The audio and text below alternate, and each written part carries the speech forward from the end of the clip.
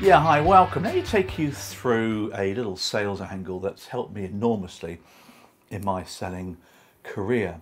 And that's the subject of using analogies in selling. Now, analogies are great things, aren't they? And we're talking about metaphors, analogies, all those good things. And the phrase really that I want to share with you, it's called "it's like."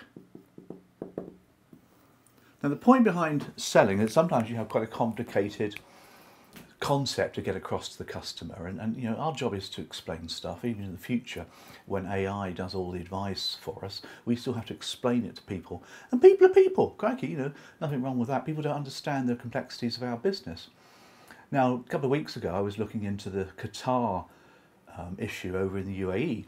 You probably read the news that Qatar, or was it Saudi Arabia, one or two other countries, have blocked the borders of Qatar to prevent trade.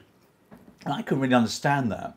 And one of the demands that they were making is that they wanted Qatar to close down the TV station Al Jazeera. And you know, it's all pretty complex, it's all politics, isn't it? Until somebody said to me, Paul, you need to get it, because it's a bit like China demanding that the UK closes down the BBC. It's just not going to happen, is it? You know, the BBC say something derogatory towards China, which they sometimes do, and the Chinese government sends some gunboats over and say, look, you know, we're going to blow you up unless you close down the BBC. And it's the same concept, and I really understood it then as a result of that.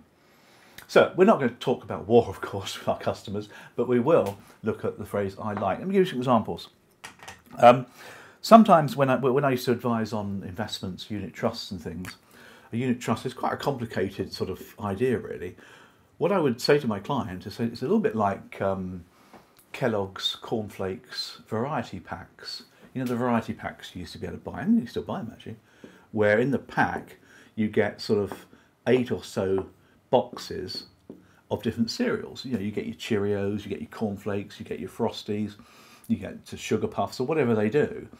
And the idea is that one big pack that you buy has all sorts of different cereals in it. And the unit trust is the same thing. You know, you're putting a lot of money into investment and you're getting lots of different shares in that investment. People get it as a result of that. And there was one time when I went down the supermarket and bought one of these and showed it to my customer, and they got it as well. The other one I used to talk about is pensions. People don't really understand the need for pensions until I explained the fact that, you know, have you got a 2-week holiday booked? Oh yes, I have. What are you going to do about your spending money? They say, well, we're saving, you know, a couple £100 a month towards spending money. And that's the same concept. So when you go on your holiday, you got a load of spending money because you're not effectively earning, but you are, but not quite. So it's the same as a pension. You save money whilst you're working, so when you retire, you've got plenty of money to live on. Again, people get it at that point. The other one was life assurance. Life assurance, of course, very important, and people often don't really appreciate why they need life assurance. And I said to somebody, look, you know, you've got your breadwinner here, both of you are breadwinners.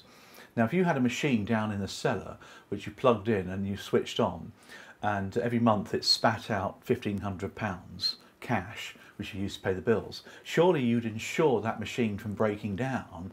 Of course you would, wouldn't you? That's your lifeblood. Why don't you insure the breadwinner in the same way? People get it when you talk about that, don't they? It's like it. So you want to get a bank of these things. There's 3 for you to start with. Anything that you explain, get it, it's like. Get a bank of these things, memorise them, and they'll come very, very handy when you're explaining things to people. Remember, people are people. Computers will work out advice for us in the future. We've got to explain that advice to customers. Computers can't do that. They do it very well, but we can. We have the communication skills to be able to do that. And I don't know about you, these variety packs. My favourite one was Frosties. Tony, he goes, they're great. He'd go, I don't know, Google it if you don't remember that. This tiger saying they're great. It's just something you remember as a kid. Hope that found that useful. Paul at paularts.com. Bye.